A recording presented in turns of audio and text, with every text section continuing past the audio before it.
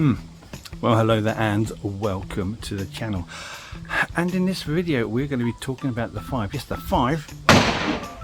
mistakes that you will want to avoid when growing your tulips. My name is Simon, I am a horticulturist, and you are watching Walking Talking Gardeners. Let's get on with it.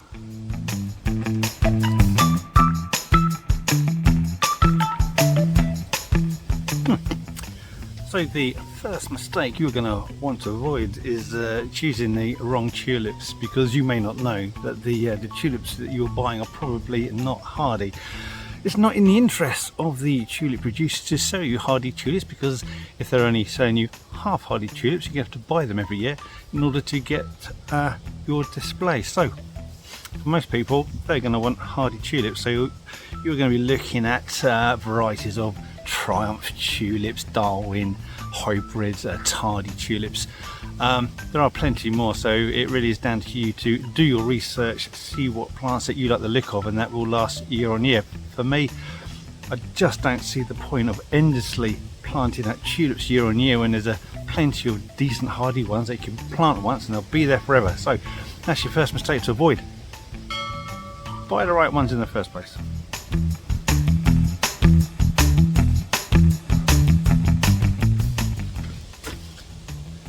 There you are. Right, the second mistake you want to avoid is thinking that you can just walk into your garden centre, have a look at all the lovely displays of your tulip bulbs, and think that you can just pick them off the shelf and plant them and everything is going to be okay, because it's not.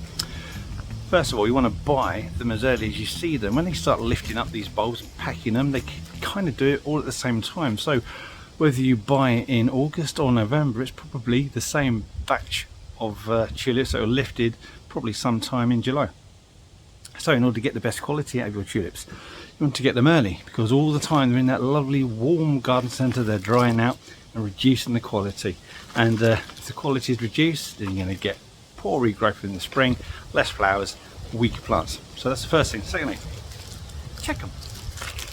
Now these should be lovely and hard, don't laugh, which these are. If you find any soft ones, then the chances are they have a fungal infection that's just rotting them away.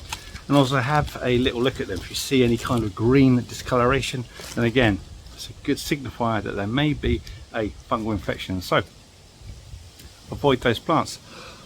Furthermore, when you are buying these from the garden centres, if you're buying cheap ones, you're probably buying undersized bulbs. Small undersized bulbs are not going to flower very well in that first year. They may take 2, possibly 3 years before they're of a flowering size. So buy good ones, buy them early, buy them from a reputable supplier, pay the proper price and try and get big ones.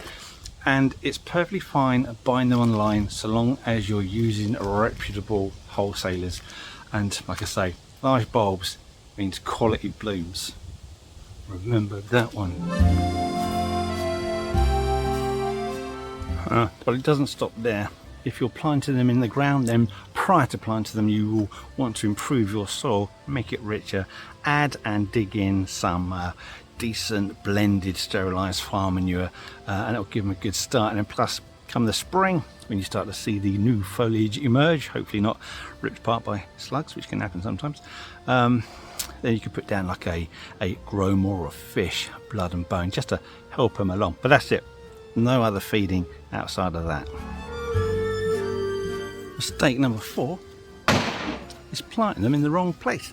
You need to get them in the right position, and as you already know that these plants are from the southern Mediterranean all the way through to Central Asia, it's hot, dry, plenty of sun. So then you need to do the same in here in the UK or wherever you are. It's plant them in full sun.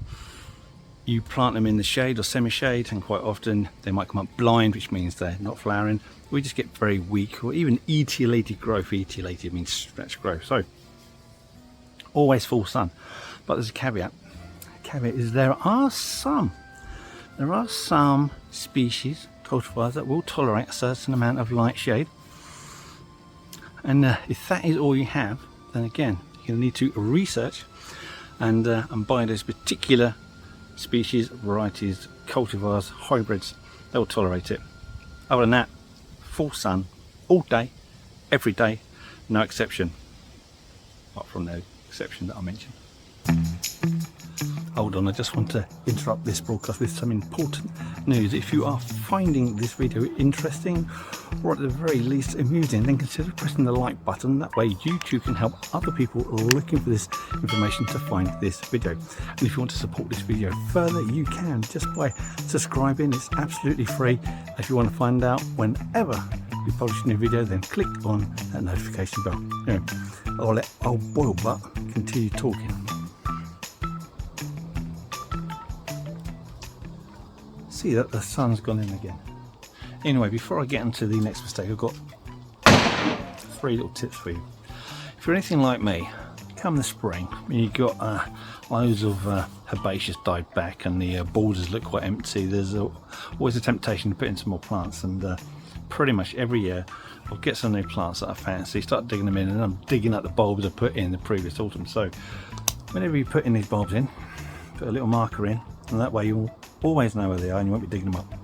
Second thing is this: give these mild wet springs, then what you'll find is before the slugs and the snails start to emerge from their winter slumber, they'll still be under the soil, but they'll still be hungry, and also you'll have all the eggs being produced and hatching out. So what can happen is that when your tulips start to push out their new growth from under the ground, they'll actually be being eaten before they even emerge. So that's just something to be aware of. So if you do have wet conditions in the spring, as we do in most of England because it's always wet, then be sure to put in your slug management before that starts. Right, the third thing as well, and this isn't a problem that we have, but this is a problem that other people have, is when you have disturbed soil from planting your bulbs, animals can come in, spot it, then try and dig up what you planted, and they'll be lifting up your bulbs. Now that could be squirrels, it could be moles, for crying out loud. In fact, we saw this just earlier today, where moles going around pushing out bulbs. What the flipping heck is going on nowadays? So just those 3 little ones, and here's the final mistake. Now, mistake number 5, thank you for getting this far, is get your planting right. When you're planting them, they want to be between 2-3 times the depth of the bulb itself. 3 times would be better if you can. You want to plant them at least 2 times the width apart from each other, because otherwise you're going to get crowding and over competing, and then your plants won't perform very well. You don't want to be planting them in singles, one here, one there, one elsewhere, unless you particularly like that. They will look far better in groups. And when you're planting, this is the right way up, pointed and pointing to the sky. You see that there? That's the root plate that goes down. Right, I am fully aware that there are many other mistakes that you could make and mess up your dahlia tulip display. Oh, I'm just getting too old for this. But I'm not going to add any more to this, otherwise I'll be doing this all flipping day. So down to you. If you've got any great tips, any mistakes that you should avoid, put those in the comments. We would really love to hear from you. And before I go, I'm going to say thank you for watching, and take care to listen to this next message. It's also important and supports us and me and my wife Lorna a lot. Those bills don't get paid by themselves, you know.